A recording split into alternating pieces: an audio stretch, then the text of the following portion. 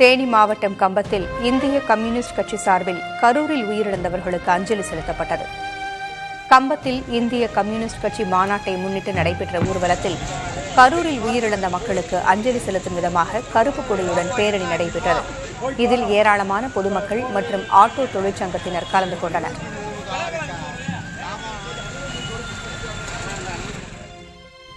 பரப்புரை நடந்த பகுதிக்கு விஜய் வர காலதாமதம் ஆனதால் கூட்டம் அதிக அளவில் சேர்ந்ததாக பொறுப்பு டிஜிபி வெங்கடராமன் விளக்கமளித்துள்ளார்.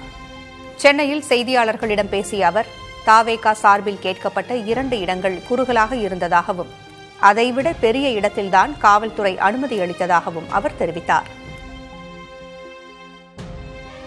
இந்த வாட்டி கரூரில் அவங்க முதல்ல கேட்டது லைட் ஹவுஸ் ரவுண்டான உழவர் சந்தை.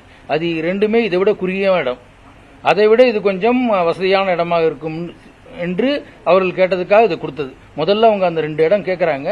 அது நாங்கள் அது முன்னாடி நடந்த கூட்டத்தை வச்சு இந்த இடம் போராதுன்னு சொல்ல போய் தான் இந்த இடத்த அவங்க வாங்கிக்கிறாங்க. உங்களுக்கு ஞாபகம் இருக்கும், இதே இடத்துல 2 நாள் முன்னாடி ஒரு மாநில அளவில் ஒரு பெரிய கட்சி பரப்புரை செஞ்சிருக்கு.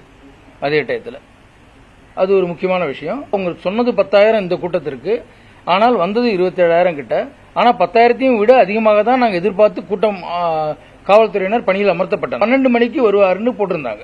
11 மணிலேருந்து உங்களுக்கு கூட்டம் வர ஆரம்பிச்சிருக்கு. கடைசியாக இவர் வரும்போது 7:40. ஆமா, தமிழ் வெற்றி கழகம் தான். என்ன, கடைசியாக இவங்க வரும்போது 7:40 ஆயிடுச்சு. அதனால காலையில் 11-12லேருந்து சேர்ந்த கூட்டம் அங்கேயே இருந்தது. அவங்களுக்கு போதுமான அளவு தண்ணி, சாப்பாடு இதெல்லாம் இருக்காது இந்த வெயில் நிலைமையில. அது ஒரு முக்கியமான பாயிண்ட்.